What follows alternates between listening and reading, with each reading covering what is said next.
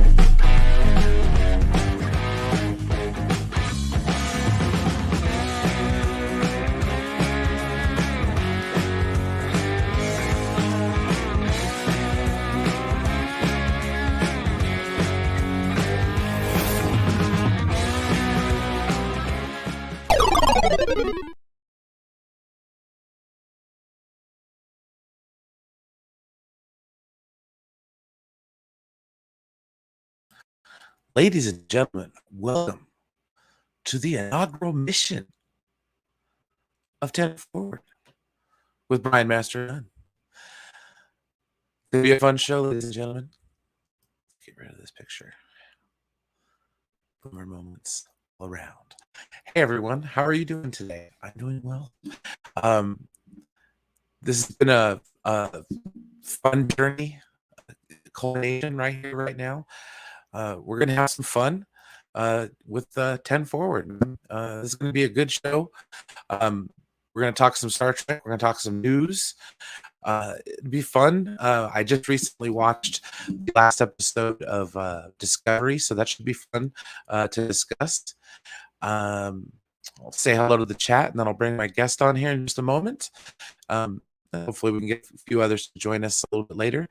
I might put the stream out for our special segment later today, the 10 Forward Weekly Replicator segment, where we discuss some food favorites. Because you know what, I like food and I like Star Trek, and when you put them together, it's magic. You know, or so they say. So let's start this off. Oh shoot. Hang on a second.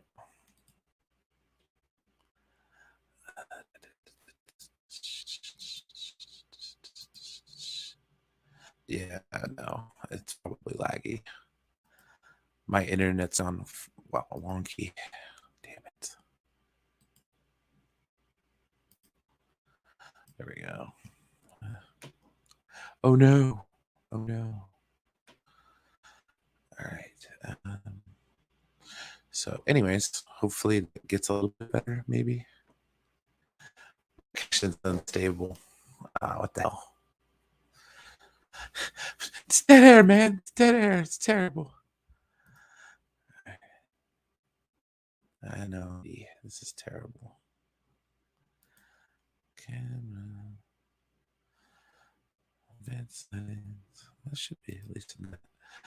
Oh, my Wi-Fi is active up because everybody just got home. Damn it.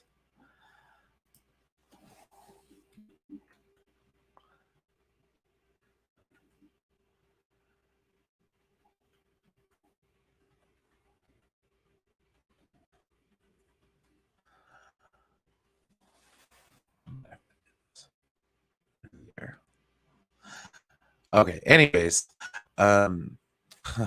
quick killing time here. I'll bring my guest in. Hey, Stella. Hey, Brian, how you doing? I'm not too bad. I know I'm super laggy because my connection's kind of unstable at the moment. Well, I'm in the same boat, so this is going to be interesting.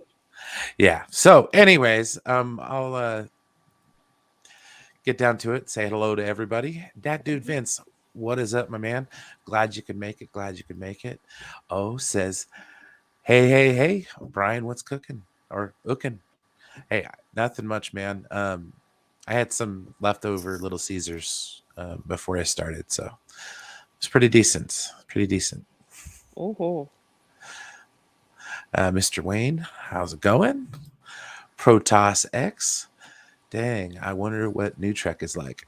Not too bad. It's got its ups and its downs. Yeah. We'll kind of get to some of that here in a bit. Protoss X. You know, I can't wait for this either, brother. This has been, like I said, this has been a long time coming. Silent Scotty, hey, welcome, man. Welcome. Can't wait for the beginning of a new era with Brian. I love you too, dude. Love you too. Aaron Pritchard, good day. Good day. How's it going? Welcome, welcome, welcome. Let's see here. Kira, how's it going? Welcome. Rhea, hey, welcome. Always a blast. Always a pleasure. Let's see here. This is going to be awesome. Oh, heck yeah. Laser Loot Gaming. Thank you for coming, everybody. Thank you. Thank you. Let's see here. Right? I thought it was really funny because when I first shaved off the beard and had the stash, then it was really cool. Yeah, right. Hello. Let's see here. Yeah, yes, it does. I apologize. Right? Hey, William, welcome, welcome. Geez, another weirdo with the YouTube channel.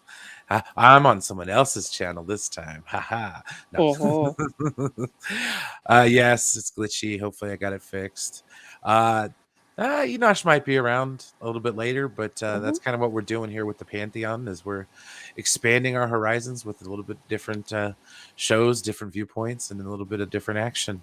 Hopefully, that's clearing up. Like I said, Wi-Fi issues will be clearing up shortly. Looks like they have, so rock on. Yay.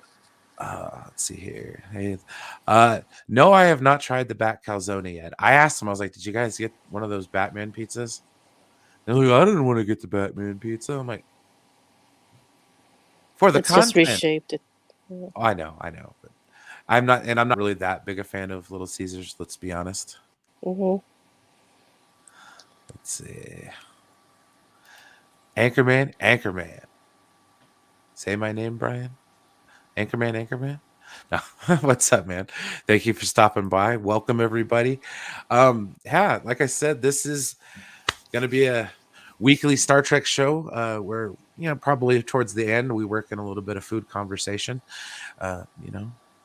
Get us worked up for the beef part of the day and finish out with a little bit of dinner or some dessert, however it should go down.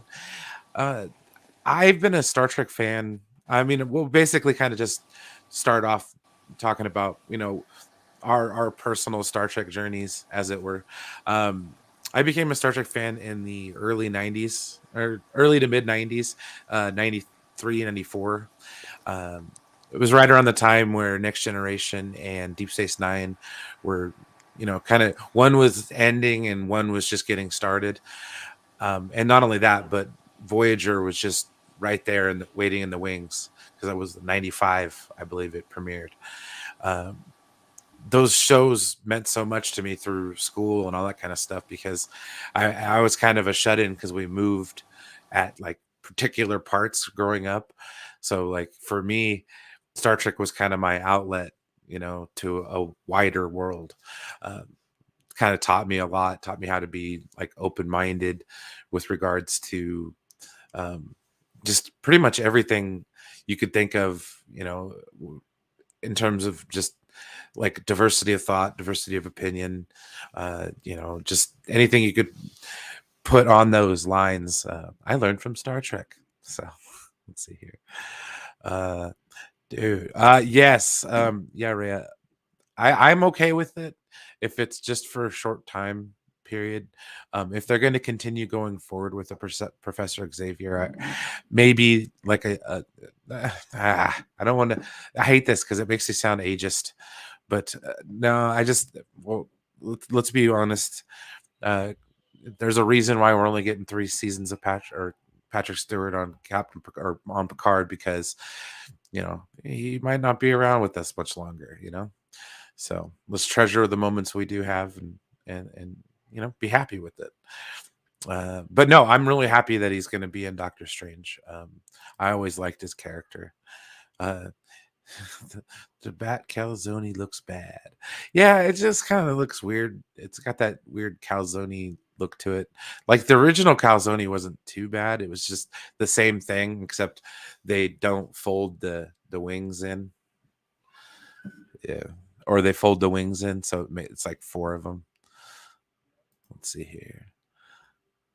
Yeah, exactly. Like my first Star Trek though episode that I watched was The Search, Deep Space Nine, season 3. Uh, amazing, amazing episode. It got me hooked, and I had friends at the time who were really into it. It was one of my all-time favorite shows growing up. Um, how about you, Stella? What's your Star Trek experience? Okay, I was exposed to Star Trek the original series when I was in diapers, and my brother and sister watched it. Grew up watching the repeats over and over and over. I could tell you at one point in time, not currently, unfortunately, um, exactly which episode it was and the title by the opening scene. I had gotten that nuts. But I consider my Star Trek was Next Generation. So I totally love that. Was really engrossed with that. Love DS9, although I didn't get to see all of them. And I've only been. I saw a good amount of Voyager because I started. That's when I moved out to California and started working, so I couldn't actually watch TV as much as I'd like. Mm-hmm. And I didn't have a VCR, believe it or not. Um, and I I've actually finished watching Enterprise and stuff, and survived the J.J. Abrams movies, and am up to date with Star Trek Discovery, which I'm looking forward to discussing. Absolutely. So that's where I am. I used to go to a lot of conventions back in the day when I had money when I was working, but now that I'm disabled, it's totally changed the game. So Yeah, I don't get out much. it's understandable. And like I said, this is kind of that's why Star Trek is great because it's a foray into a wider world. Like it kind of can take you out of your surroundings for the moment of time that you're watching it, and that's always something I've enjoyed. Let's see here. Protosox says I started with Next Generation reruns. Yeah, exactly. Oh yeah. Next Generation reruns is what I watched after school when I got home. And I had written down. I had the Star Trek unauthorized encyclopedia. It only went up to like the first 5 seasons. So after that, I had to start writing them in by hand. Cool. But that was a blast. I've only been to one convention. That was back in 2012. I just happened to catch it in San Francisco. Nice. It was perfect alignment. My team won the World Series like a week before, so I was like, I went down and celebrated that, got my hat, and did all that good stuff. Let's see here, TNG, that dude Vince, TNG, late in its run, but Voyager was one of my first shows I really loved. Now I liked Voyager a lot. I remember watching the pilot episode. My friend recorded it on VHS. And I watched the hell out of it. It must have done start to stop on Caretaker, which was the pilot episode for Voyager. I love that episode. Got me really into the show. Now that you mention it, here we go. I got the obligatory T.O. Gray, hot. Replicator systems are offline at the request of Stellar cartography. That was a good episode too, by the way. All right. My drops aren't as entertaining as Enosh's, guys. I'm sorry. Let's see here. Star Trek 4, the movie was my first Star Trek. Yeah, I that was the first movie I watched was Star Trek 4. And I was actually drinking Earl Grey plain hot. Nice. Hey, you're working on it. You're building up a library, so don't worry about it. This is true. I was looking at Enosh's because this is on the StreamYards, and it's like, wow. I don't know how he keeps track of all of them. Let's be honest. Let's see here. Silence says his favorite is Voyager. I like Voyager a lot. It has its own charm, and not only that, but Prodigy has gotten me more interested in going back and rewatching some of Voyager because I really enjoy Prodigy. The show has a lot of heart. Let's see here. I have a Star Trek Face group, and I started this stream in the group. Oh, hey, right on. I hope that was all right. No, not a problem at all. Not a problem at all. All right, if I continue to put. No, absolutely. Please do. Spread the good word. Let's have some fun. Let's talk some Star Trek. And the thing about it, like, and one of the reasons why I kind of got on the YouTube was a lot of people hate on new Star Trek, just completely destroy it. Like that nobody enjoys it. It's well, I guess it's like that with everything. It's like in vogue to hate on stuff, just in general. But Star Trek seems to have gotten a brunt of it a few years back. Yeah, right. I'm not going to go exploring. Uh-oh. Lost her. Internet quality issues. Let's see here. I may expect. Yes, I'll try to get as many Star Trek drops as I can. I did migrate a few of them over from my channel. So yeah, well, that's just like your opinion, man. That classic, and then I love that. Hell, Tommy Boy is like one of my favorite movies. So that's what I've got over here so far, and my intro. Yeah, it's pretty exciting, pretty darn exciting. And then that sweet overlay that I worked on this morning. Let's see. I've tried to get into Prodigy. I've heard it gotten better. Yeah, exactly. It's that thing with Star Trek. Like it takes a minute to hop in it and get up to 60. But once you do, once you get to 60, it rolls. It rolls. Let's see here. Brian, what Star Trek movie would you start out with? Nemesis. But I feel like it's a generic sci-fi movie, not really Trekish. The only issue I have with Nemesis is that it kind of is like a somewhat of a clone of Wrath of Khan. Nemesis is like, especially the end. But no, that's a decent movie to start out with too. I mean, I don't have any issues with that. It was like one of Tom Hardy's first roles. Discovery has gotten a million times better. I like that's one of the things I kind of agree with. I would like to see some highlights of other crewmates on Discovery. A la Next Generation, where it's just like, you have shows for certain shows for certain people. That always made me enjoy those particular episodes. And they've been starting to do it recently. And when we get into the recent episode of Discovery, we'll talk about it. This season has been really, really good. Yes. Let's see here. Right? No, son, she's for me. Tommy Boy. I love that movie. But anywho, I kind of wanted to bring people up to speed. Depending on where they sit in terms of Star Trek. Currently, we're in Discovery Season 4. Coming up really soon. This is going to be in the news portion of stuff. Strange New Worlds will be out shortly, as well as Star Trek Picard. So, are you excited to catch either one of those shows? Oh, hell yeah.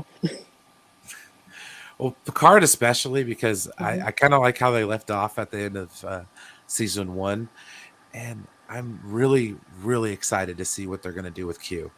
Like, yeah, I was surprised that they were going to bring John Delancey back. Exactly. I've heard him say that, like, at times, like, he didn't want to do it because I didn't think it was feasible, but well, between for me, that and Whoopi Goldberg is Guinan, so that's going to be good. like Whoopi Goldberg as Guinan would be okay. So like her species is long lived, right? Yes. So like Hmm. her aging to current day would be kind of different compared to a Q who could just age to whatever the heck he wanted to. And Hmm. I guess John Delancey's excuse was is he didn't want like he wanted the Q to be that age. And it's Hmm. like what? Uh, I don't get that. I don't get that. We'll But see how it goes.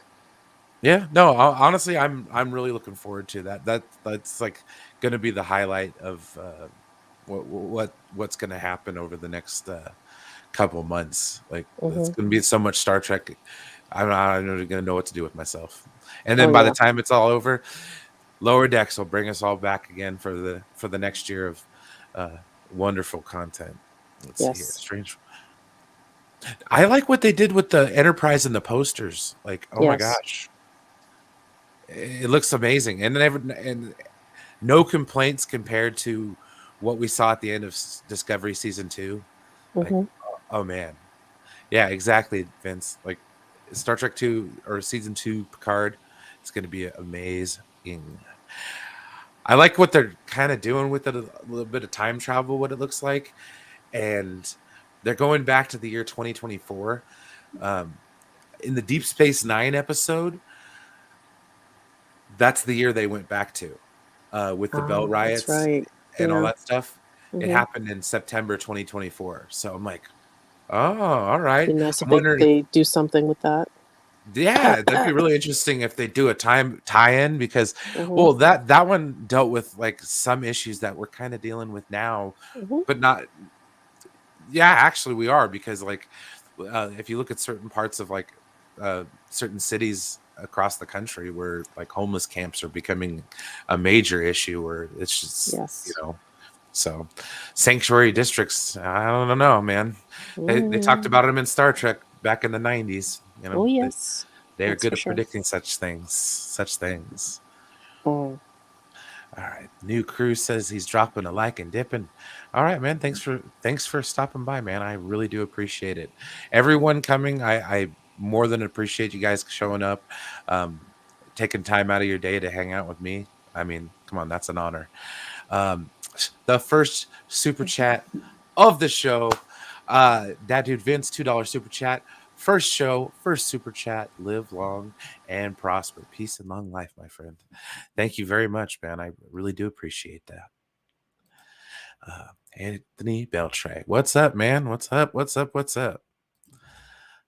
Nice. I didn't. Yeah, right. See, I didn't either until somebody said 2024. I was like, pop, That brain, sounds familiar. brainwave. Well, because I recently watched that episode because I felt I was gonna do some kind of like a retrospective of it, but Hmm. I got lazy and didn't do it. Yeah, But something. that's I the think kind of this angle show's I was gonna make going me for. go. Yeah, rewatch everything, which isn't a chore. Trust me. No, So. no, no, not a chore at all, man. I could go back and watch Hmm. any of these shows just like willy nilly. Let's see here. Hmm. I know it's okay, man. It is okay. Rhea, I'm still. Oh no, that is all right. You get that work done. You get that work done.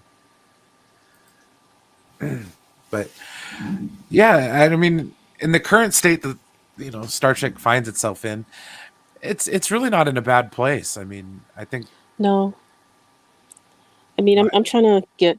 Okay, part of my family's really pig-headed. They only like the older stuff. They can't everything forward from J.J. Abrams. They can't stand, and I'm the only one going. Hey, I'd rather have Star Trek in my life than not in it at all. I will Yeah, watch these things. I unfortunately will criticize them, and I will be boisterous when I go, "What the hell is that?" yeah, But other than that, I'll watch. I mean, it hasn't been that bad. And when I tried to tell them, I have to admit, season 1 of Discovery was painful to get through. yeah. I was just like, okay, that shot this out of hell, But season 2, Anson Mount as Captain Christopher Pike, Yeah, excellent. I mean, yeah. I liked Anson Mount, from other stuff, but I was just like, oh my god, that's Pike. Um, So from that point on, I was like, okay, I'll get through this. I mean, I cringe every now and then with what they do, but I've gotten through it, and I finished watching season 4, and I'm like, okay, well, let's see where this can go. Oh, exactly. And when they at the end of season 2, when they kind of flung them off into the future, Hmm. or flung them off into the unknown, because at that time Yes. you didn't know where they were going. Hmm. Season 3, the addition of David Ayala's character, Yes. Book. A Booker. Yeah. Oh my gosh, dude!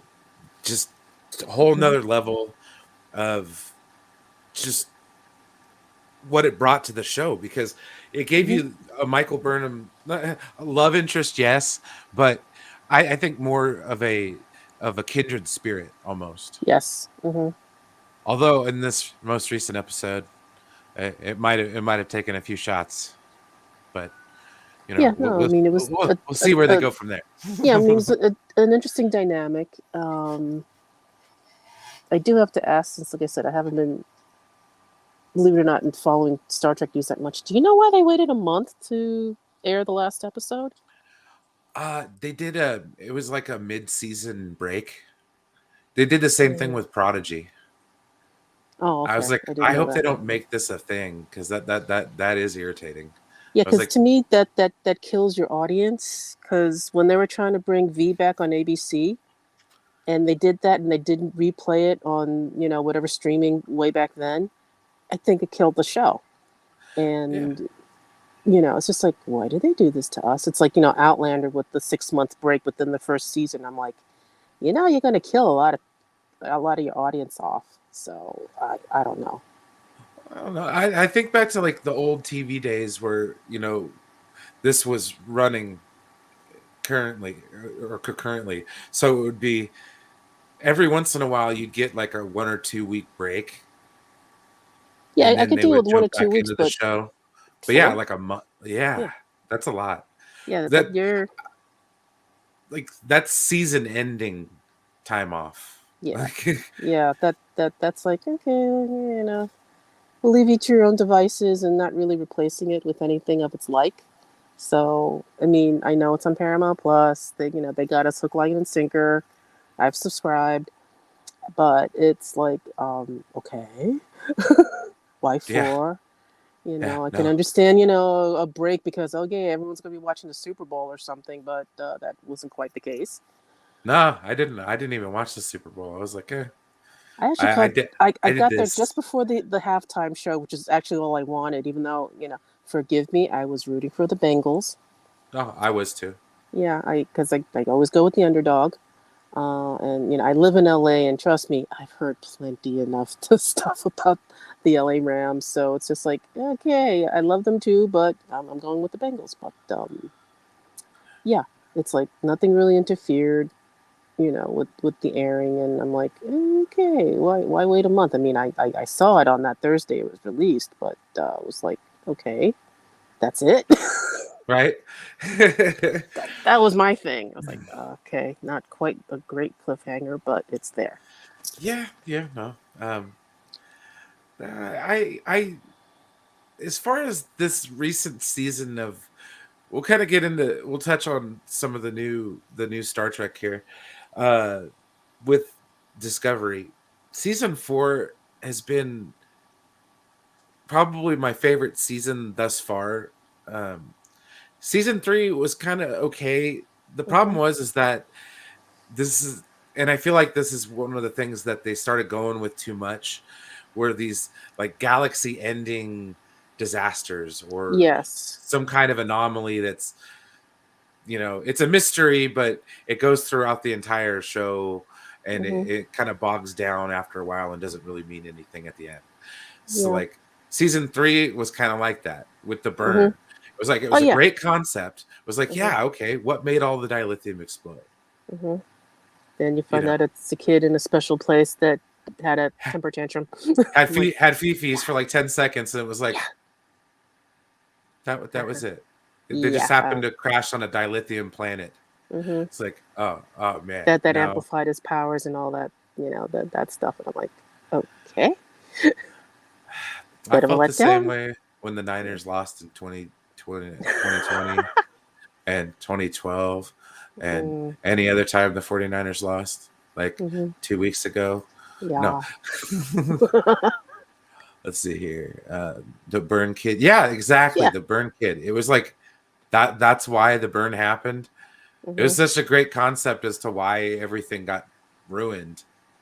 You could have went with like anything, the temporal Cold War, or tied it Yeah. into Enterprise, something.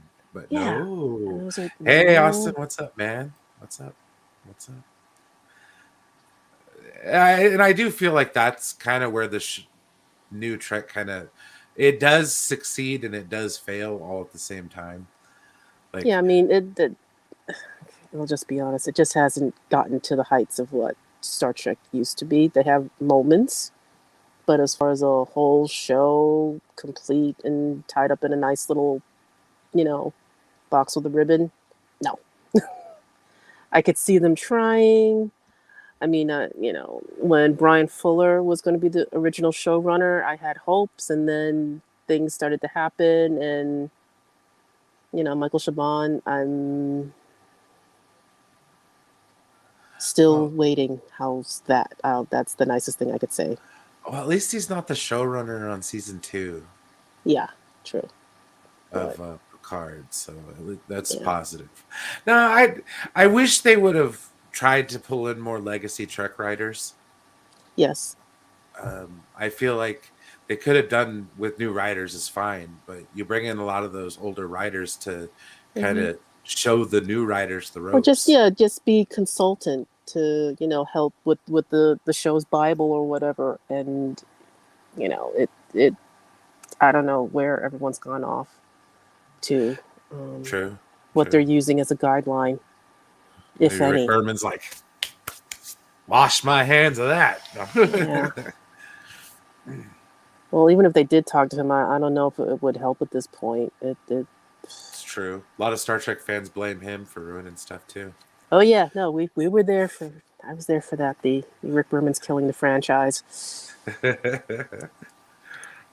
Yeah, So, nah, but we'll see they what the didn't new kill it. We incarnation did. is. Yeah, to a degree, yeah. I always thought Paramount should have handled this cash cow a little nicer. No, this is very true. They could But have always but been a little more diplomatic. yeah, yeah. Plus they did kind of overdose us. I mean, Enterprise. I Yeah, thought Enterprise could have gone a full 7 seasons. I don't know why they did, but they pulled it after what, year 4. yeah, they So canceled it like halfway through the 4th season. yeah, and it was funny when they got the word. That's when the writers started writing better stories, and it was just like, okay, we're left hanging. Yeah, yeah. No, But that's kind of how I feel about it, especially with like the movies. I feel like they could have made at least a Deep Space Nine / Next Generation crossover, or more than just a 10-second cameo from Janeway and Nemesis. I yeah, mean, that's what I like about Prodigy. It's given me back Captain Janeway. Like, yeah, I have to watch that. I keep forgetting to watch that. I mean, I've been trying to get my nephews into watching it. Maybe my younger nephew will probably get into it. Hmm Uh, my older one, he's like, I don't like that stuff. I'm like, okay, I'm sorry. I'll keep And I'm not sneaking going to it try to in. force it. I would True, not, true. wear them down eventually. No, it's working kind of on certain aspects. Like, I'll hmm have like Batman on or something like that, or I'll have Book of Boba Fett on, and he'll hmm come in and he'll start watching. And he'll be like, "What's gonna What's this? happen?" Yeah, He's like all into it. I'm like, yeah, you can "That's slip it right." in there. Yeah, work on it, Brian. I He'd have be faith like, in you. "Dad, want to watch Star Wars?" I'm like, "Okay, we're not watching Star Wars." It's not quite Star Wars. It's Boba Fett. That's right. That's It's right. the Mandalorian. It's in the It's not world. Star Wars. Cough, cough. Not. I think he actually watched part of season 1 and all that good stuff. Mm, Uh, but no, the main reason why I enjoy Prodigy is because it kind of takes the younger people in the audience that would view Star Trek, and it puts it on the screen for us. It's the weirdest thing ever.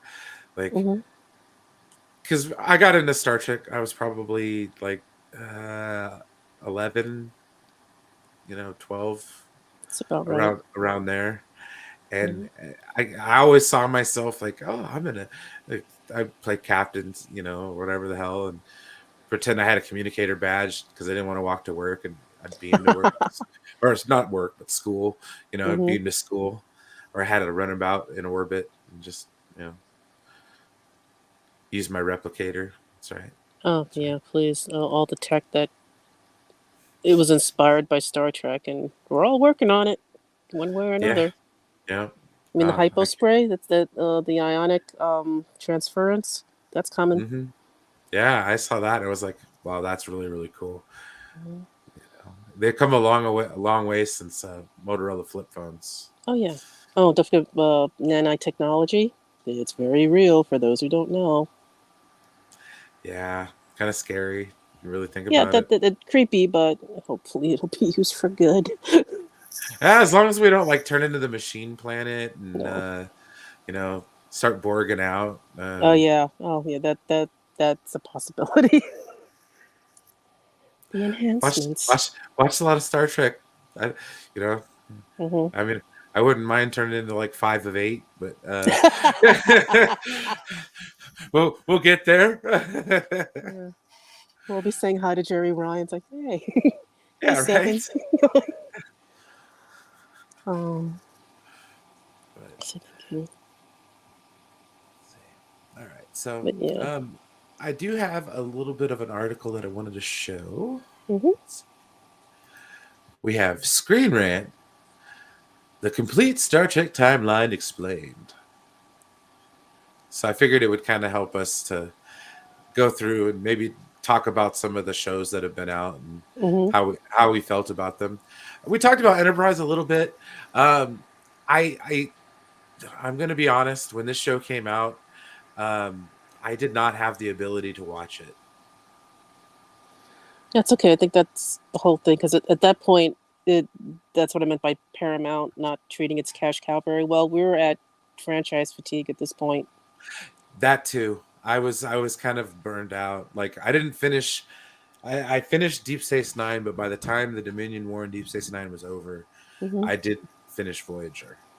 Yeah, I mean, I watched Enterprise because of Scott Bakula, and again, I wasn't as faithful a watcher as I should have been, and I was really pissed off at myself for missing any form of Star Trek. Um, Well, I don't want to say I was thrown off by the intro, but I think that might have had a little bit to do with it. yeah, the singing. I mean, it's a great song. I still sing it every now and then. Yeah, and I like how they But brought it up in Lower Decks too. That was really funny. yeah, Uh, it just was so different from what we were used to. and I think Um, Dr. Phlox just passed away recently. John Billingsley. yeah, I believe so. Yeah, I can't check One of that right these now. days, I'll have to get to a convention. Connor Trenier's at like all of them, Mm-hmm. and I would love to meet Trip Tucker the third, Yes. and Yeah, I Malcolm miss. wouldn't be too bad. Hmm. Yeah, I miss all the conventions. Those were always good times. And I'm They'll be impressed that back. you have a uniform. Yeah, I ordered this with my first stimulus check. I was like, hey, look at that. Woo-hoo. Yeah. Well, I was working, so it was just basically extra money at that point. Yeah, I mean, I don't care what anyone says. The pandemic, we're all going through it. Treating yourself well is not a bad thing. So, you know. Well, I did it for the show, actually. Like, I did it for the channel. I've always, Uh-huh. anytime I talk about Star Trek, I'll always jump on No, good and move. go, I'm sad because hey, I actually bought the LGD, what's up? patterns to make my own uniform, and I've never made it yet. I even bought the muslin so I could like hack that to death before I, did the actual wool gabardine one. Oh, Haven't there you gotten go. around to it. Yeah, because I actually had sewing in shop when I was growing up. Yes, Hmm. way back when they had all home economics. So I I have no remember that problem class. sewing. So, but I haven't gotten to it yet. So. Now I have my machines in the garage. Yeah, that's the other thing too. I when I moved to California from New York, it's like I left the sewing machine there. Why I don't know, but I gave it to one of my friends' families, which they loved, and as far as I know, they're still using it. But Yeah, I mean, those uniforms are classic. I remember going to a panel with Robert Blackman, Yeah. and he was like surprised that anyone even showed up to see him. Like, no, he created a really classic look. And my big takeaway from him, because my question to him was like, why are the women still in a unitard, and why do the guys have a two-piece suit after what, third season? And it's like, well, because it looked better as a one-piece on the women, and the guys, escaped it by getting the two-piece. I stand corrected. He's not dead. What the Oh, hell? yeah. Thought somebody just recently passed away. What the fudge? Okay, I'm sorry. Yeah. I'm Someone wrong. in Star Trek world, yeah. Well, no, I thought so too. So yeah, I'm glad I'm wrong too, because I know he's still acting, and I remember he showed up in Turn, which is an AMC show about Washington spies, a few years back. So Okay. it was good seeing him. All right. So after Enterprise, uh, chronologically speaking, here for Hmm. Star Trek, uh, Discovery season 1 and 2. Um, Season 1 was really weird. I'm not gonna Thank lie. you. Yeah. The Oh, Klingons threw me off. big Um, time. the fact that it was set like right in the time period of the original series. Hmm. Yeah, it's like, Yeah, yeah. had Oh yeah, everything no. gone bad with the Klingons this way, I was I like, know Odo passed away, ah, but yeah, Odo. yeah. Uh, Renee are version and, one. and then the whole Lorca stuff. Like I was like, what the heck? Yeah, I mean, I love Jason Isaacs. I would have been intrigued to have him as a captain. Like Hmm. that'd have been all right. And then like, why did they kill off Michelle Yeoh right off the bat? Like, Yeah, I was, uh, the good old, you're there for a hot second and gone. I don't understand. and then to bring her back as like the evil Hmm. Yeah, the Empress. alternate parallel universe, um, Giorgio. It's like, And okay. it's gonna sound weird, but the only two people I didn't not like in this picture in the first season were Stamets and Tilly. Hmm. Like I enjoyed the hell out of Tilly. I still do. Like I'm kind of Hmm. sad that she's moved on from the show, but kind of not really. Uh, Yeah, well, she's technically teaching, so they could bring her back whenever they want. True, I didn't realize that she had renewed her contract. I was like, really? I was like, why not? right? It's a great Hmm. show. Hmm. It's honestly, I bet you she probably does get it from toxic fans because there are. Let's face it. There's some Oh, Trekkies that. please. Yeah, Mm, yeah. Mm. not nice people. No, they kind of No, started the fandom I menace, kind mean, of. yeah, I mean, you can hear it in my voice. I'm not thrilled with everything that has been done, but I'll watch. I haven't. I'm not telling people not to watch. It's like, watch it. Let me know what you think. Basically, Yeah. It's like, so we could discuss it like this, which is, thank you for having this show. That's what I'm looking forward to.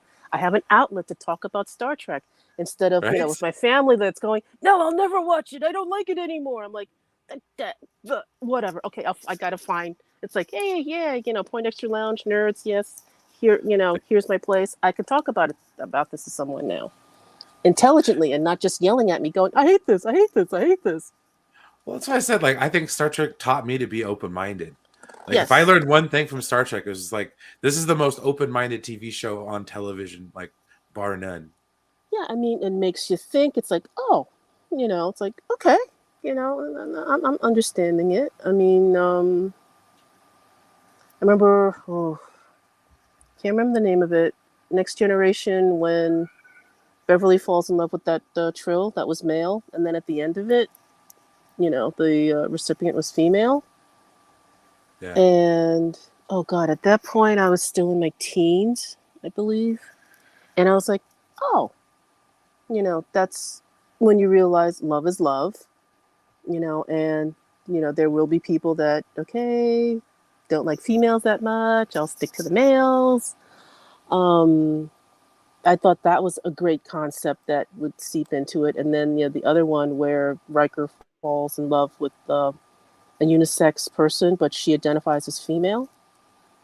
That was a big, okay, if this doesn't make you understand, the LGBTQ stuff, even though it wasn't called that back then, it's like, okay. Yeah. And then those rejoined. concepts. Yeah, rejoined, Yeah. yes. They did so much. Like, I don't know. To sit back and say that, like, Star Trek, I've heard people try to tell me that Star Trek is like a conservative show. I'm like, you mean the people who try to take it off the air? Yeah. I'm The like, ones that what? try to censor it a little bit more, and I have to Yeah, admit, I like green guys with pointed ears. I mean, between Spock and Grogu, it's all right? there.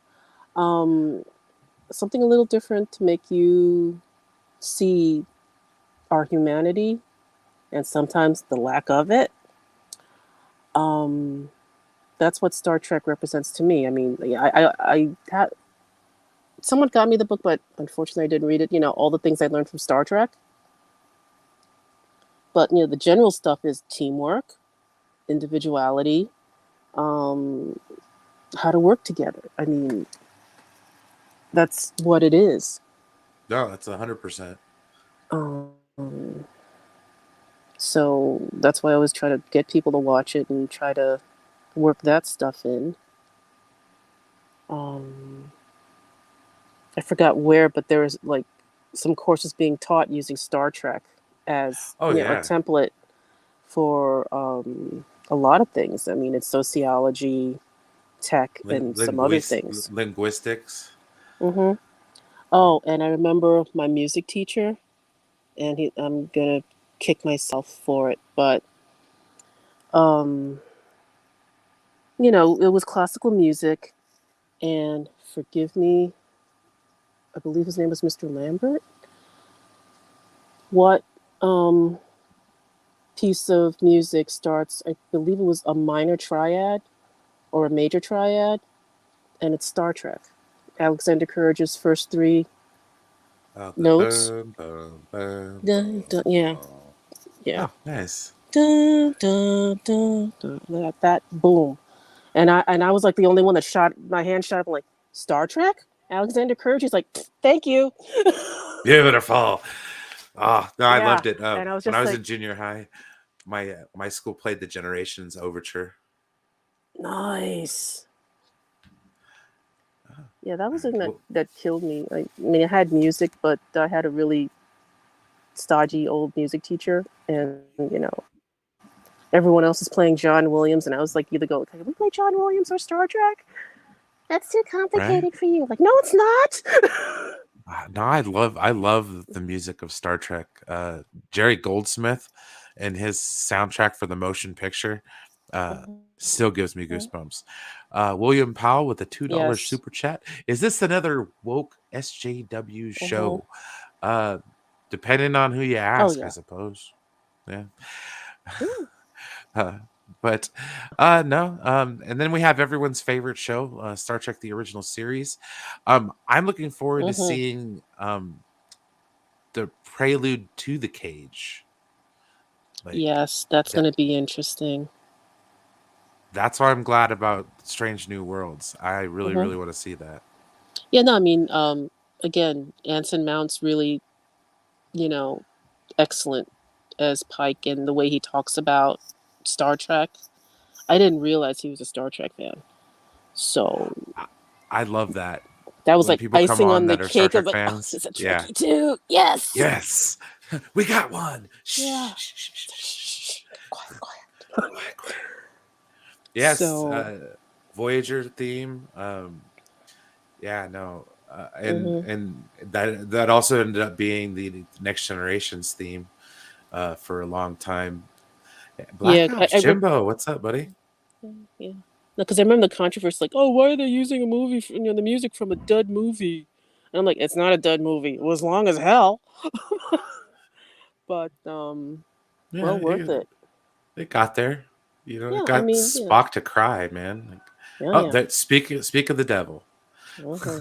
Star Trek: The Motion Picture.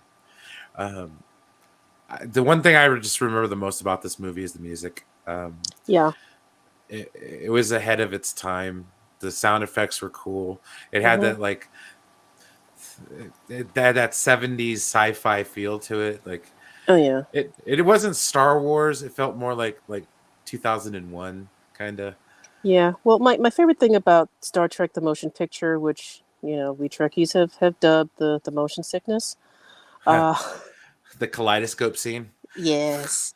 Is that Industrial Light and Magic begged George Lucas to work on it because they were all Star Trek fans.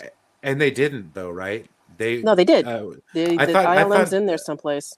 I thought they did number 2. Douglas They Trumbull, I think, did the first one. Yeah. Well, they did something. I remember seeing. I believe I saw their Industrial Light and Magic was able to do something on it, but they were begging George Lucas at the time to do it. So I thought that was sweet. Oh, the work they did in this movie here, Star Trek 2: The Wrath of Khan. They gave us the first full CG sequence in a in a movie. Yes. That was ILM 100%. Yeah. So yeah, no, they did fantastic work with everything in this movie. Nicholas Meyer wrote and directed it. Oh man, Ricardo Montalban. Oh, and my personal sad. Yes, I'm a really bad Star Trek fan. In New York, when I was growing up, we had some theaters that would play the not so mainstream stuff. And I would sit in a movie theater for a week when they had Wrath of Khan in there. And I would just live in there all afternoon. So I saw Wrath of Khan at least I stopped counting after 14 times, and I cried every time Spock died. It's very touching. I mean, and not only that, but like, yes, William Shatner tends to ham it up, but like, he brings it in this scene. Like, I'm not even gonna lie. And not only that, but like for his funeral, where he kind of broke at the end, where he was like, he was the most human. That just that line said it. And I mean, he's the only one that can yell Khan into the distance. In my opinion. Bill goes over the top every now and then, but he knows how to deliver a line when it counts. I've learned so much of acting through him and Patrick Stewart. And I'm more of a tech background person, but to learn how to act, which a lot of people don't quite understand, there is a little something to it. Oh yeah, it's a tremendous nuance. Because some people are like, oh, you just pretend. I'm like, no, not quite. There's some things you do. Because whenever I try to bring that point up to people, it's like Patrick Stewart in Starship Mine, when he's walking away from engineering and Tim Russ bites it. When the thing goes that that's not written. There's no words, just the look in Patrick's face. I have to do this, but regrets he has to take a life. Just said it all. And that was just him acting, his facial muscles and everything. And I was like, that's acting, Well, and it's like the first time for a lot of us seeing adult decisions made on television. Like, it's like one of the things I always treasure about this show as well is like the decisions that the captain would make on a weekly basis, whether or not people would live or die or something like that, or it always came down to like a moral quandary. And I feel like that's like it's given people, especially Star Trek fans, it's given some of them that moral backbone. Like, in a way, I appreciate it, and thank you, Gene Roddenberry. My mom cried for Khan the first time she saw it, despite him being the villain. Yeah, that thought process and the pause. Oh, dude, his delivery at the end. It's like the overt one was when Deanna Troi was going for her command test. Yeah. God, those are some good episodes. I love that. They kind of touched upon it a little bit in Prodigy, and it made me smile. And they brought back They brought back Odo. They brought back I mean, everyone always make fun of Ricardo everybody. Montalban because of Fantasy Island. Yeah. Nah, I would make fun of him for Khan, dude. He'd kick your ass. That one kind of started off the trilogy of Star Trek movies. Star Trek 3, The Search for Spock, gave us a lot of good things. One of which being the film debut of Christopher Lloyd. The death of his son, and Okay, basically I'll be watching Prodigy after this. Yeah, no, Prodigy's a good show. The episode's called Kobayashi Maru. It's really good. Yeah. No, I don't.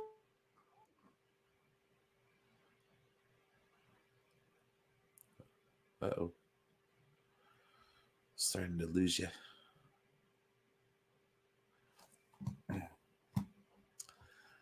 But anyways, I love Star Trek 3. It's definitely, it's got its moments. I thought Ricardo Montalban was a good actor. Oh, I always thought Ricardo Montalban was a great actor. I had no issues with him. And Star Trek 3 also had John Larroquette in it for a hot second. Yeah, I mean, that's when you found out how many people were Star Trek fans, and all these actors, just taking whatever role they can get. My favorite was when Christian Slater ended up, in the doorway. Oh, in Star Trek 6? Yeah. 6, yeah. Do you have a hearing problem, mister? No, sir. I mean, this movie was it had some interesting concepts. The fact that Kirk has a revenge plot now, because those Klingon bastards, they killed my boy. That you've only known for half a movie. Yeah, my favorite is when they're commandeering the Enterprise. Yeah. especially with Uhura's thing, how she was she was sitting there in the transporter room with the guy who's all bored, and he's like, how do you like some adventure now? Yeah, Mr. Adventure. It's like, oh, I'll have meeting out of my hands. But, whoops. Nah, but we got a Klingon bird of prey out of it, and we flew that son of a bitch around the moon because we had some unknown probe come and try to talk to our whales. Star Trek 4, The Voyage Home. I still watch this movie when I go to Star Trek. Whenever I go to San Francisco. It's a prereq. The city's aged since then. Oh yeah. But just wondering, did you ever read the? Sorry. What's that? Did you ever read the novelizations of the movies? No, I might have to try that out. Yeah, because there's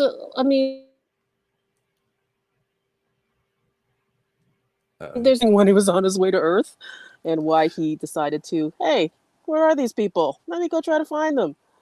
So it actually kind of gives a backstory of the probe. Yeah, a little bit. Yeah, with the probe. Yeah, and then it's like, why aren't they answering? I'm going to find them. So I mean, they stopped doing the novelizations, but I used to read them, and there was little nice background stuff.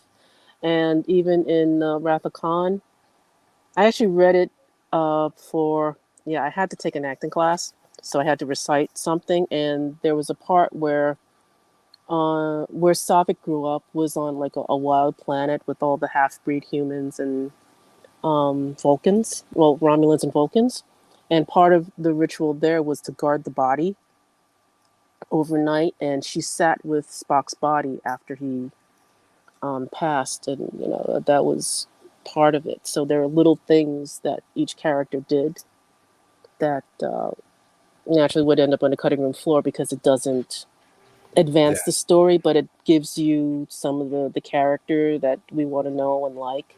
So that was one of the reasons why I would read the novelizations, little stuff like that would show up.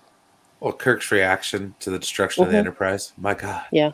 What have I done?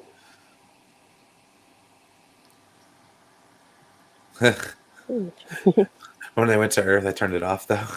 It's a great movie.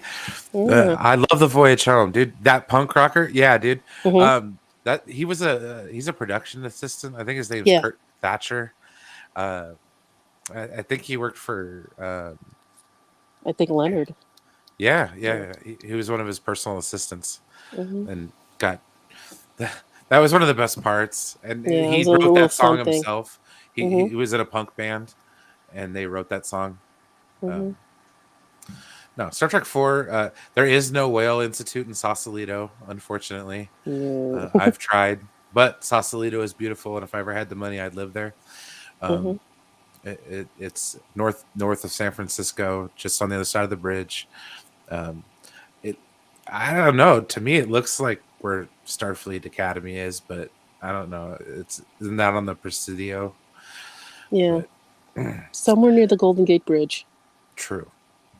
But no, just the fact that go back in time, the shtick with Scotty at the Mhm. plexiglass factory, Yeah. like, oh man, talking into the mouse, like, Mhm. I mean, Computer. I'll still pick my my key or my mouse up and use it as a microphone sometimes. No, I'm just Yeah. No. kidding. I think we're all guilty of that one. The related article: Star Trek 4 is the best Star Trek movie because no one dies. True. There's really not a bad guy in it except for humanity. Um, True. that's the overall bad guy, and I that's why I appreciate oh, the doctor, the Cetacean Institute biologist. Why is her name escaping me? Ah, let's Ye- see. Yes. Same here. I I I I see.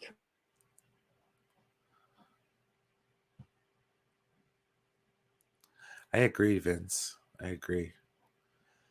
Um, yeah, no, I hate those gambling boxes. They're terrible, and the platform is kind of shite. It needs to be updated, right? No, Star Trek 4 is like the perfect Star Trek movie. Like, and the funny thing is that it was written by two people who weren't Star Trek people.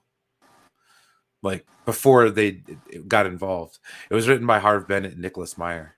Mhm. Oh, do you How consider it a quaint! Christmas? You know, they did a good job. Do you still? Okay. Do you consider Star Trek 4 a Christmas movie though? No, was it Neither do I. released during It was Christmas? released near Christmas, and that was like the whole bit between some of the music at the end that they tried to make it sound Christmassy. Oh, I had no idea. Yeah. Um, the next one is Star Trek 5: The Final Frontier. Uh, the Bill only Shatner.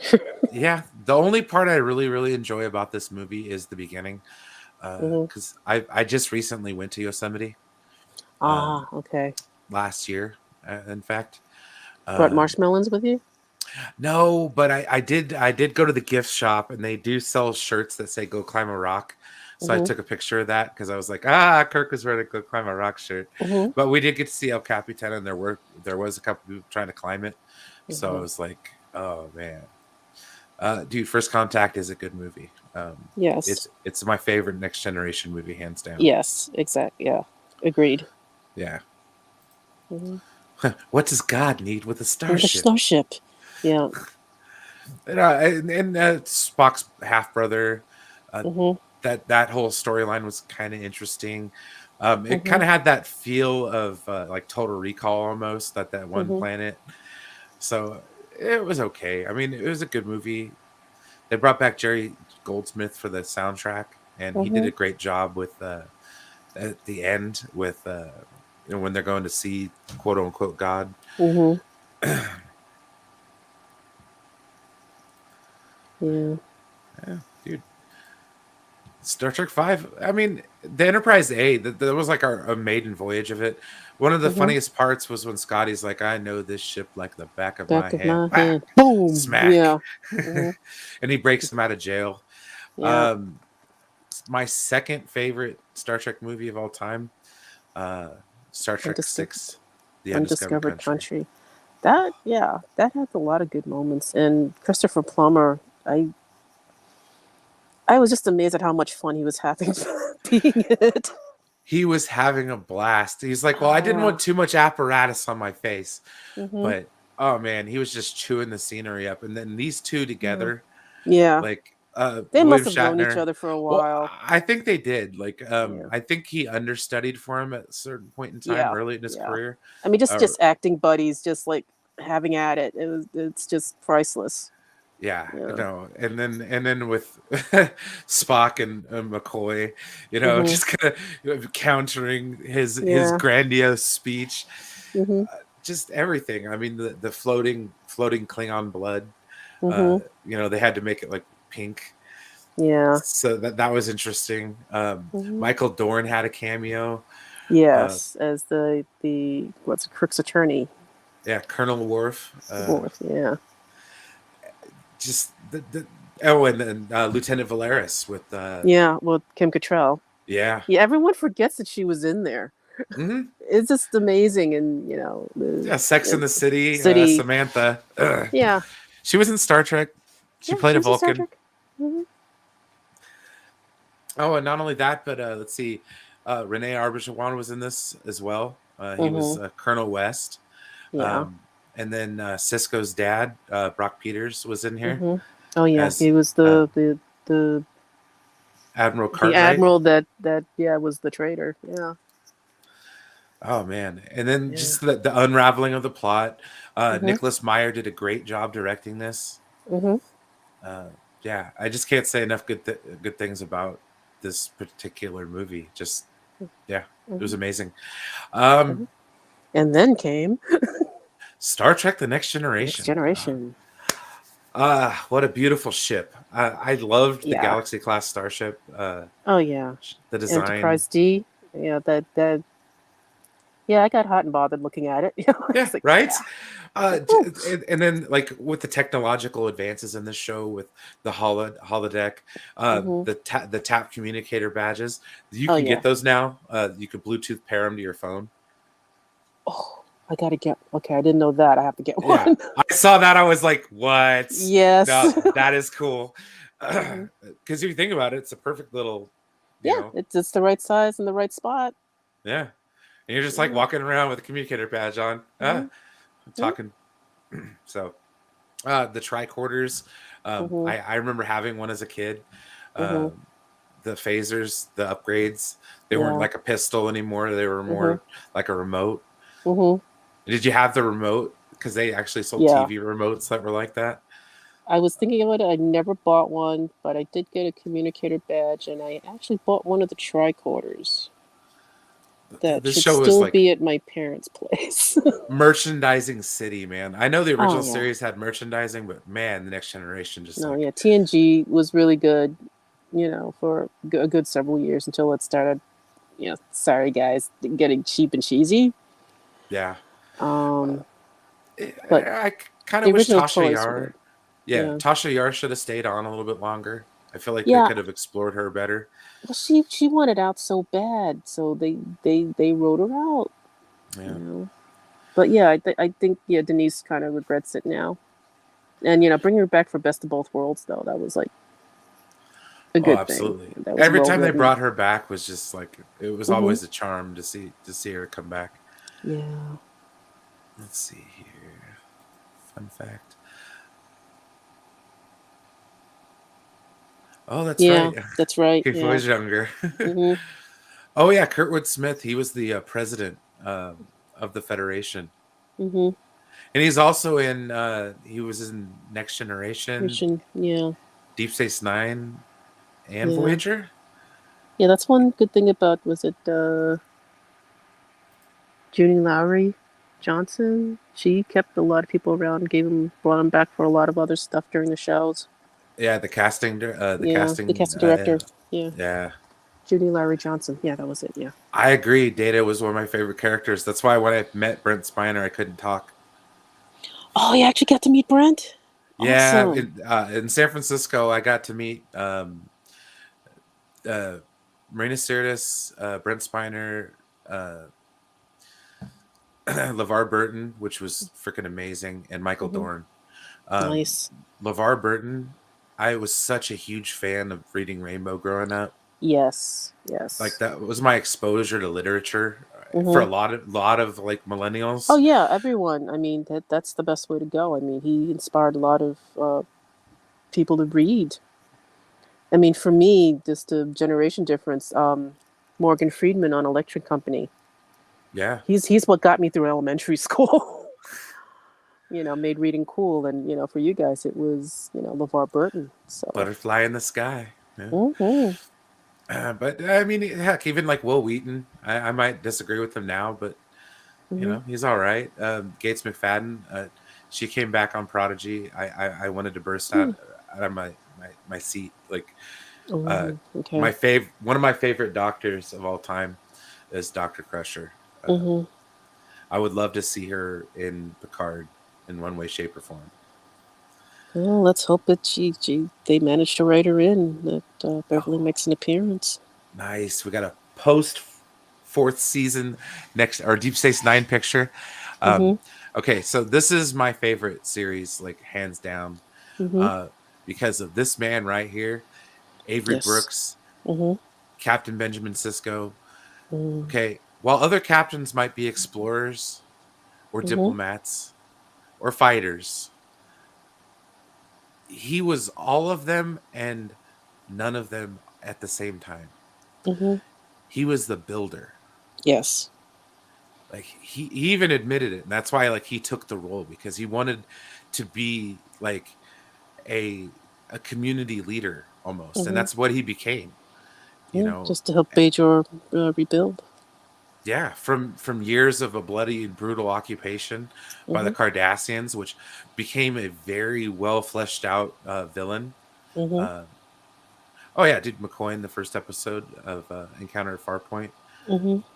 Yeah, Year of Hell. You sound like a Vulcan. Mhm. I don't see no pointy 20 ears. years on you, boy. Oh, it's yeah, no, you don't mess with Cisco because he was the Mhm. man, like Yeah. 100%. Another one I really, really enjoyed was Armin Shimmerman. Uh, Mhm. he played the first uh, Ferengi Ferengi, in yeah. Next Generation, Mhm. so it was like snarling, Mhm. But him and his family, the Ferengi episodes of Deep Space Nine, Yeah. are the They're ones I will sweet. cherry pick. I will cherry pick them. Like Mhm. anything that has to do with Rom and Quark's mom. Yeah. Oh, did you realize in that last episode of Discovery they named one of the ships the Eisenberg? No, they didn't. That's Yes. amazing. Yes. I was Oh, shout yeah. outs. Yeah. Okay, Aaron, for those who don't know, Aaron Eisenberg played Nog, Mhm. who was Quark's nephew Mhm. and Jake Sisko's best friend. First Ferengi in Starfleet, like one of Mhm. the most amazing characters in the show that Very wasn't a main beloved. Yeah. cast member. Yeah, Mhm. he passed away last year, and Mhm. no, very, very sad. Yeah, they snuck that in. So Mhm. I was just like, like.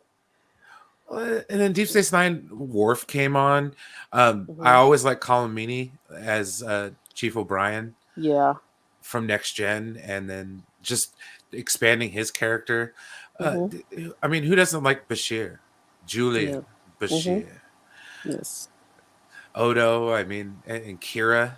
Mhm. And I love how they actually kind of wrote her pregnancy into the show. Mhm. Yeah, that was Uh, cool. She didn't have to worry about hiding it or anything, and and it was a good thing. I was a huge Jadzia fan. So when they Yes. killed her off, I was very, very upset. And then when We I all found out were. why, I was even Yeah. more upset because I was like, "Really, What you guys are exactly gonna was do this? that?" What Well, okay. exactly was the reason that they let out? Have you watched the documentary? Which one? Okay, so there's a documentary about Deep Space Nine. It's called "What We Left Behind." No, I actually haven't seen YouTube. it. It's on YouTube Okay. for free with ads. Okay. I highly recommend to watch it. Hmm. Basically, what happened was her contract was up, Yeah, that's what I and figured. Yeah. they didn't want to Renew renew it it? at the rate she Oh. was at, and they basically told her that we don't need you. Okay, Um, that was it. Okay. and I'm like, yeah, no, I don't blame her for going to Becker because, yeah, Hmm. no, Well, she had a good run on Becker also, so that's not a bad thing. no, Terry Farrell, Hmm. she's amazing. If I ever got the chance to meet like any people from the Deep Space Nine, I'd love to meet Terry Farrell. She's one of my Yeah. favorites. Yeah, she's Uh, married to Adam Nimoy now, right? yeah, Yeah. and then I also think Alexander Siddig and Nana Visitor got married there Yeah, they got for married and divorced. yeah. That didn't last too long, But Alexander unfortunately. Siddig has his own YouTube show, Oh, did and not know. he'll interact with fans, which is really cool. Hmm. I need to actually talk to him. That'd be kind of fun. Hmm. But he also brings on people like Andrew Robinson, who played Garrick, Garrick, awesome. and they'll read fanfic. Oh, I definitely got to tune in on that one. Yeah, it is so amazing, and he'll get more people back too. He'll get Nana Visitor back. He'll get Hmm. he had Sirach Lofton come back. Nice. Yeah, so it's just like that. And then Jake Sisko, the relationship between him and his father. I mean, Hmm. that's the stuff movies are made out of. And like I said, Hmm. there's nothing I have bad to say about that. Hmm. The next show started a network, UPN. Yes, I remember that vividly.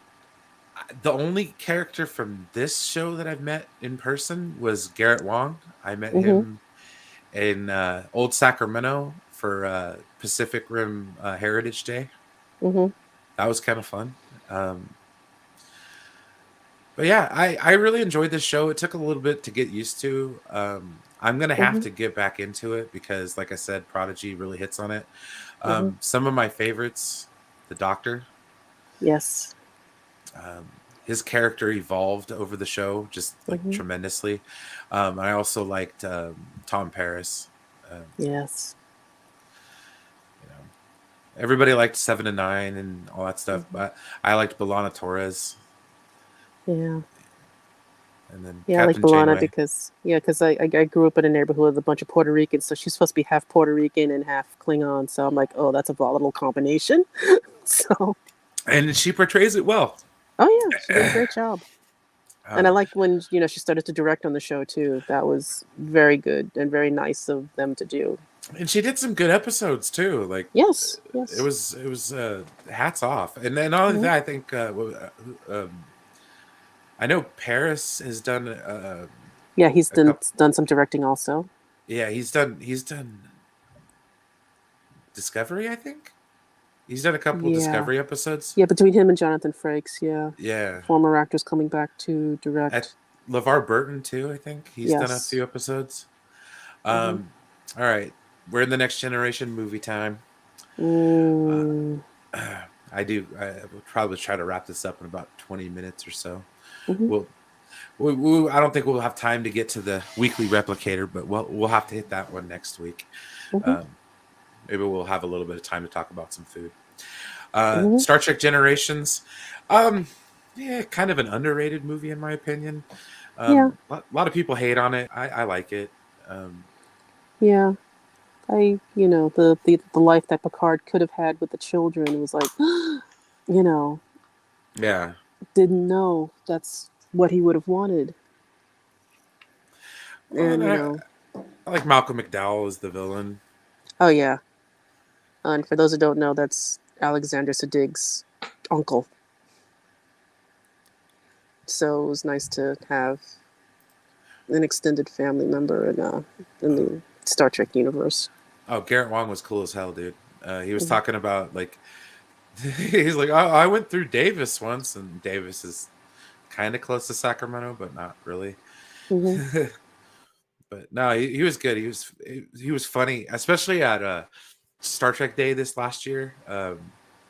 Man, he did the Voyager panel, and it was amazing. Mm-hmm.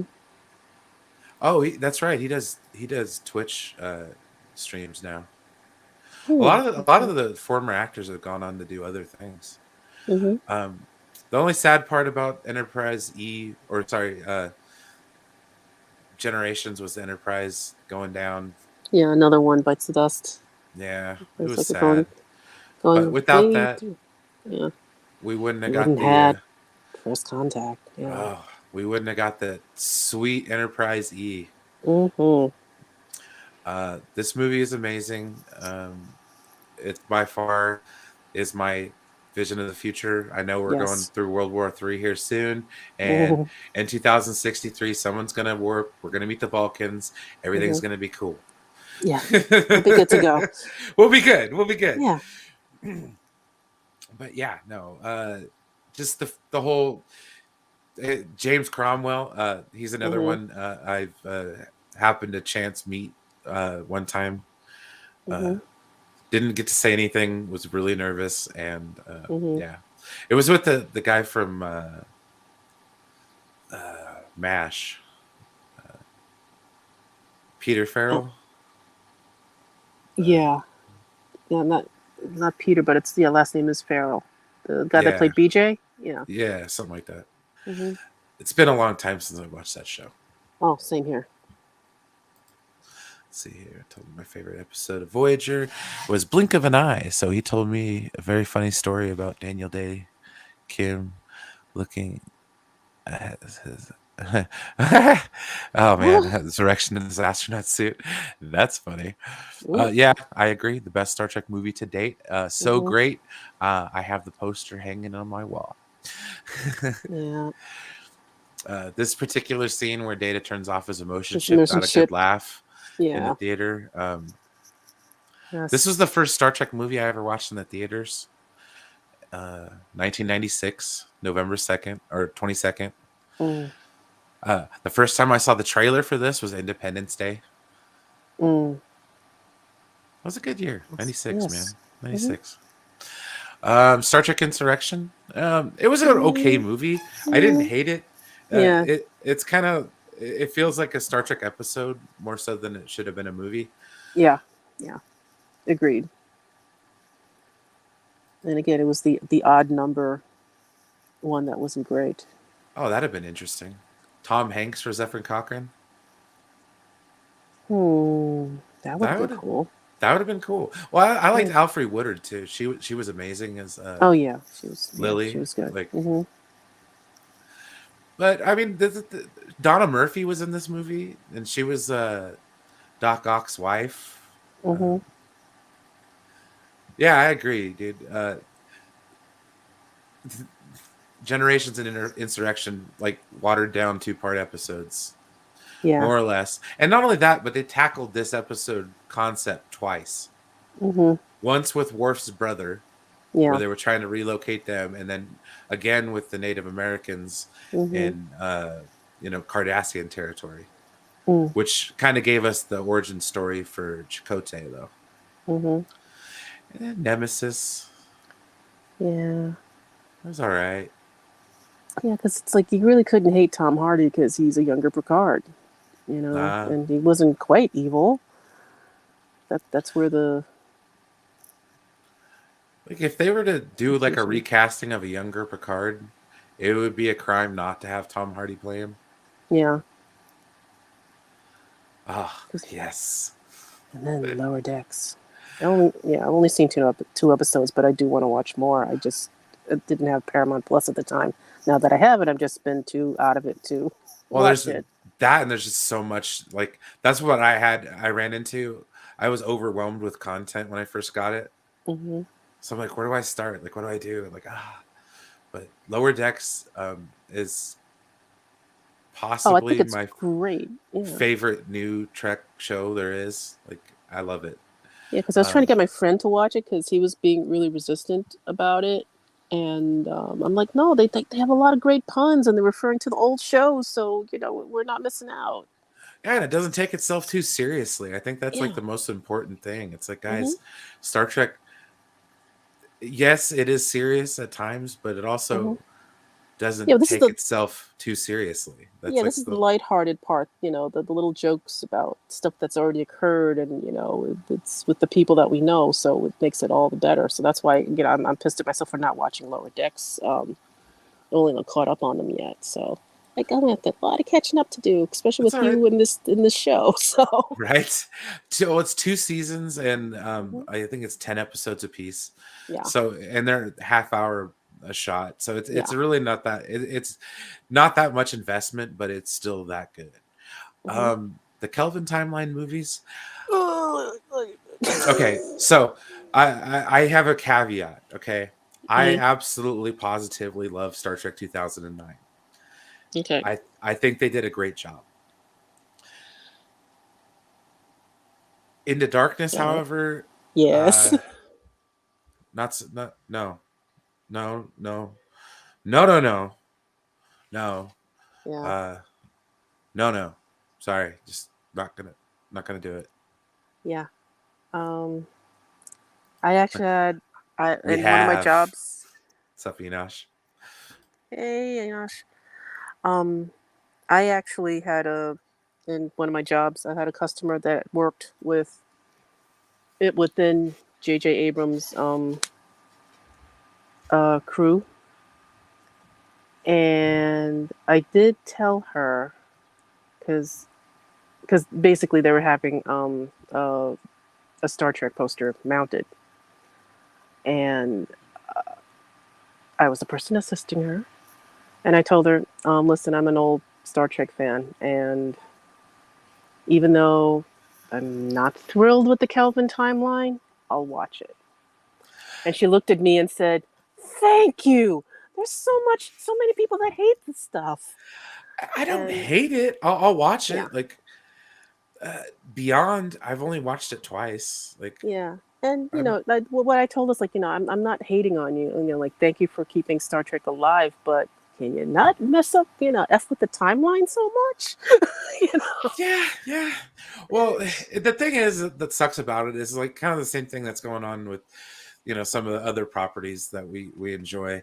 Uh with regards to the studio being split at that time, Yeah. like there that was real where it was they had to make things look different because of contractual obligations.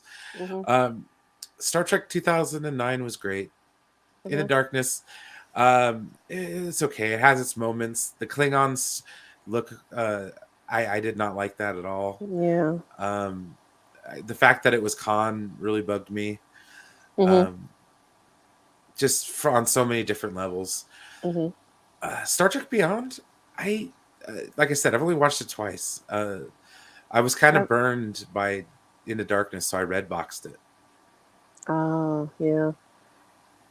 Because Star Trek Beyond, I actually fell asleep on it in the movie theater, which I have never done in my life. Um, saw the rest of it when it was rentable, and I was like, "Oh, okay." And that's when I started calling J.J. Abrams franchise killer. Well, see, Um, I yes and no. Like what I'll say about that, and this is what I agree with Dad Dude Vince. The Kelvin movies got people interested in Star Trek again yeah, because in that's yeah. 2009 Star Trek was dead. It was Mhm. yeah nothing. Um, well, yeah, because he wanted to direct Star Wars. Well, he had nothing to do with this one. He was a Mhm. producer. Yeah. Justin Lin from Fast and the Furious directed it, and it was written by Simon Pegg and Justin Lin. So Yeah, that's it, why I was a little disappointed because Simon is supposed to be a yeah, I thought, big Star Trek fan, and I'm like, this is what you came up with? yeah, and then like I heard he was kind of surly about the reception, and it was like, nah, dude, Hmm. it wasn't that good. Yeah, it's like, no, you kind of missed the boat on that one. So, Just a bit, just a bit. yeah. Trash, JJ. There we go, Anthony. Hmm. Let's see here. It fit into the TOS era, like being that. Yeah, no, it's very true. Hmm. Yeah, no, Beyond does kind of feel like the original series the most out of all of Yeah. them. Hmm. But no, it wasn't too bad. Maybe we'll get some more. I don't think so, because if you look at it, like, okay, Chris Pine is in everybody that's in those movies, or that was in those movies, Hmm. they're bigger and more marketable now. Yeah. So like getting the finances together on a low budget for Star Trek 4 for Chris Pine, just Chris Pine would cost Alone. them. Yeah. Yeah. And they're talking about getting like Chris Hemsworth back, Hmm. and just to Yeah. get Zoe Everybody. Saldana, who's in like two of the highest grossing films of all time. Yeah, I mean, it's just going to be a miracle to get the cast together. And the weird little thing, was it Chris Pine's dating Annabelle Wallace, who's voicing Zora on Discovery. Yeah, Yeah, so it's just like, we got it's a coming. lot of people to pull together to get this done. It's very true. Star Trek Picard. It had its moments. Yeah. I kind of teared up a little bit when we got to see the Rikers. Oh yeah. Oh please. And talking I about the kids. Yeah. yeah, and then just the fact that he had I've always wanted a brick oven pizza in my backyard, Oh yeah. Who doesn't at this point? Pizza and lovers are everywhere. dude, he had his own brick oven. He was making pizza. Like, Hmm. Jonathan Frakes, you're the man. I love Hmm. you. I'm sorry you weren't at that convention, because I would have totally got the $80 picture with you and Deanna Troy. Hmm. The Imzadi special. No, dude. I really, really loved that episode. It was Hmm. so touching. And yes, Yeah. I agree. Carl Urban did play a perfect McCoy. Like, Yes, he did do a that good was job on probably that. the best casting out of that whole damn Hmm. thing. Oh, that and John Cho as Hmm. Sulu. I really, and then yes, Anton Yelchin. Their send off for him was really touching. Yeah. In Beyond, and the one for Leonard Nimoy, Spock Prime. Hmm. Just yeah, no, the movie was sad, boring, and I don't know, man. Hopefully, the next Star Trek movie, if we get one, will be pretty damn good. Hmm. Yeah, how they ended Picard was kind of shite. Yeah, when I saw the I felt like they android body, shoehorned. I was just like, oh no, he's gonna come back as an Yeah, android. I was and like, no. and how many illegitimate sons is Noonien soon gonna have? Yeah. Well, now, like, what, going back to 2024, it's like, Brent is still playing another version of another song. So it's like, okay, Yeah. here we go. Well, that's what bugs me. I'm like, yeah. So he created Data because he didn't have kids, right? Hmm. Wasn't that the whole point of the? Yeah, it's Okay. working on a positronic brain and all that stuff. And, I don't know. We'll see where this goes. Tony, Again, that'd be cool. I'm trying to reserve myself, but it's like, oh my God, what are they Well, doing? see, what I'm hoping is that Q can kind of fix it. Be nice, but we'd also need to fix the writers to be a little Well, bit I more think if they inventive. did it, if they could do it kind of creatively. See, I think Q holds the key to his soul. True. Yes, he has memory in form, but Hmm. the soul's not there. And I think Q's going to be the one that gets him in touch with that, with Yeah, the snap of a because finger. hmm So that's like, that's going to be season 2. hmm oh no, we'll be watching. Let's see here. Discovery season 3 and 4. They've been really good. This last Hmm. episode pit Book up against Burnham in Hmm. a high stakes game of poker. That was good. I love the Adira stuff. Yeah. Hmm. Her and what was the other? Yeah, I know who you're talking about. I can't remember his name. The name's either half the escaping time. me right now. Hmm. Gray. Gray, yes. Their relationship, and then like the paternal bond they formed with Stamets, and Dr. Culvert. Yeah. And I love Dr. Culvert. Oh yeah, Wilson Cruz is really cool. I follow him on Instagram and stuff. I do too. He's amazing. Mhm. And like I said, Stamets once again, just he's Mhm. amazing. I'm really Mhm. sad to see Tilly go. Yeah, I'm really. Yeah, I want to know what happened there. Whether it was she actually wanted to go, or they again didn't offer enough money. Yeah, and then I love So Saru. Like, I yeah, mean, he's amazing. yeah, So he, I mean, he's having fun in that's that role. Yeah. yeah. So that's Star Trek catching us up. I think next week I'll probably try to focus a little bit more on the weekly replicator segment, since I Mhm. didn't get much chance to do it this week. We'll probably wrap it up here in a few minutes. Okay. This has been Sorry if fun. yeah, I wanted to hear about the recipes and stuff. So Oh, gotcha. I mean, we yeah, could for just a few here. up to Let's you. let's do it. Here we go. So this week's episode contains the 10 Forward Weekly Replicator Special, brought to you by Master of None's Butt Bomb for all those sandy buttholes out there. Spread it on there and smile. And by 10 Forward, where Woohoo. everyone enjoys themselves. All right. So, um, I am a huge food person. I've worked in food like most of my career. Since 2001. I've worked in many different fast food jobs, stuff like that. As far as like what I've made over the last few years, I'm really big, especially since the Super Bowl's come up. My Christmas, my ultimate time of the year is the Super Bowl spread. Mm. And one year I was watching Food Network, and they had like game day specials that time. And Chef Damaris Phillips made pulled pork nachos out of a crock pot. Oh. And I made my old pulled pork. I did it overnight. So by the time in Mhm. the morning it was done.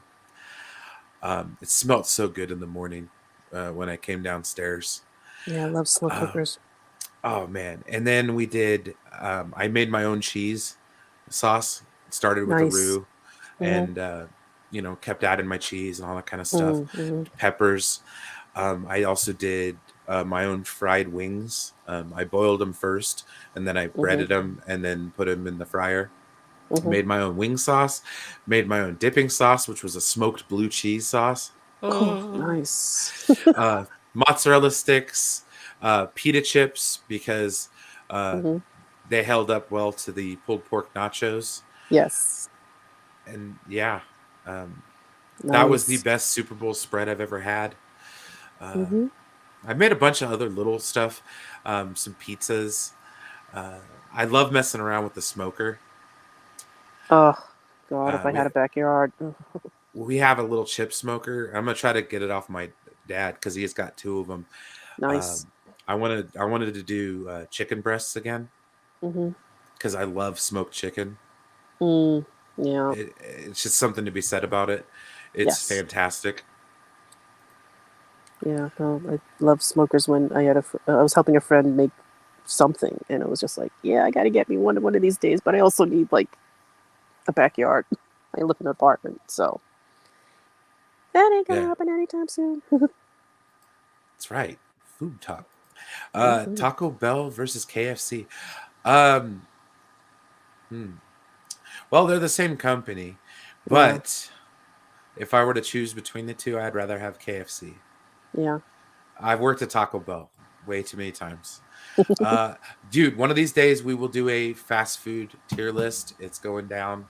Um, that should be fun, actually. Mhm. I've always enjoyed doing those. Yes, mozzarella sticks are bomb. Yes. I would like to try to make them myself with mozzarella sticks and just cut Mhm. the mozzarella sticks in half and then bread them. Yeah. Yeah, that's the one downside of this show. But my brother just snuck in and brought me a burger. Ooh. So as soon as I'm done with this stream, I'm gonna eat. Mhm. Yeah. But Yeah, I mean, is there any like local favorites where you're at that you just really enjoy? Oh God, I finally got to go to Shake Shack, and that was Nice. like the best burger I ever had. I was like amazed. And with their I, strawberry lemonade was really good too. I might have to check that out one of these days. Now, Yeah. what I used to do with my food streams is that I would get like inspired halfway through the stream about for what I would talk about next week because I'm like, yeah, Mhm. that food is really damn good. Mhm. And so, like the first time I did it, I put the link in the chat and we did like open call-ins where I'd be like, hey, where are you from and what's your favorite Mhm. food? I've been from California. I mean, I've got so many like different places that I've eaten at in California, Mhm. and Sacramento specifically. It's a really nice mix of everything because you have Yes. Mhm. all sorts of elements just come to play in Northern California, and that's why I love it, and that's why it's home. I, Yes. I don't Mhm. currently live there now, but Mhm. it's only hop, skip, and a jump over the mountains. Yes. The local specialty in my town now, which is Reno, is a burger called the Awful Awful, Mm. which is awful big, awful good. Uh, they got the awful part right, but no, the first awful was good. The second awful, not Mhm. so much. No, Oh. no, we have like an In and Out down the road. It's Mm. probably better. Um, they've got a couple little small burger joints. Those are some of my favorites. Just the little Yeah. mom and pop, like old Yeah. The mom school and pop shops are diner. always best. Yeah. Yeah, so you can't go wrong. And then not only that, but we got some really good taquerias around here. Like, Mm. Mhm. oh my god, like they're almost as good as some of the taco trucks that you can Yeah. experience going Mhm. downtown on like Thursday nights and stuff. Which I hope they bring that back again this summer. The last 2 years is not so much, but Yeah. hopefully downtown life will be restored this year because I Mhm. really want to catch a baseball game. Yeah. Well, things should be clearing up soon. I think hopefully we're over the worst because I've had COVID twice now, so Eesh. and survived to talk about it. Well, there you go. Mhm. But yeah, this is going to complete our first inaugural mission. And Stella, thank you so much for coming and joining me. Oh, thank Um, you for letting me be on and chat. I This was I will great. I will constantly keep dropping links because it's so uncomfortable doing this by yourself sometimes. You are not alone. Oh, the first time I did it, it was or I still do it, but not as bad, Hmm. or at least I don't think I do it as bad. But there was Oh a no, lot of you're good at it. ums and buts. Yeah. So I'm just really looking forward to being here on the lounge more Hmm. often with my own show. This has been a lot of fun. Hmm.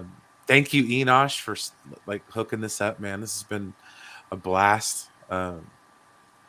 So yeah, Yeah. Looking forward to the next one. absolutely. It'll be next week, Hmm. uh, Monday at 5. So Yay! we'll have some more fun. We'll talk some more Star Trek. We'll have an update on next week's episode, and we'll probably talk about some more news with regards to Strange New Worlds and Picard, stuff like that. Yes. Hmm. But this one was kind of a touch and base rundown, and just to get everything going here. I'm really excited. Hopefully, I get in the works for doing some sports talk and stuff like that. I was going to Hmm. touch base with Aaron from Aaron World Order, so it should be kind of Cool. fun. Hmm. So that being said, everybody live long and prosper. You guys have yourselves a great time. Um, Thanks for showing up. I always appreciate it, and I'm honored when any of you guys decide to spend time watching me. So I appreciate it. Um, Yeah. And please hit that like button. Absolutely. Like, share, subscribe, become a member of Poindexter Lounge. There's going to be some more shows coming at you. I think Jack's show's tomorrow. Hmm. So come on back and we're going to have some fun. This is going to be a lot of fun. We're working with some other channels. I'm going to be doing stuff with Mad Max as well. So, I mean, this is going to be a lot of fun, guys. So strap in and enjoy the show.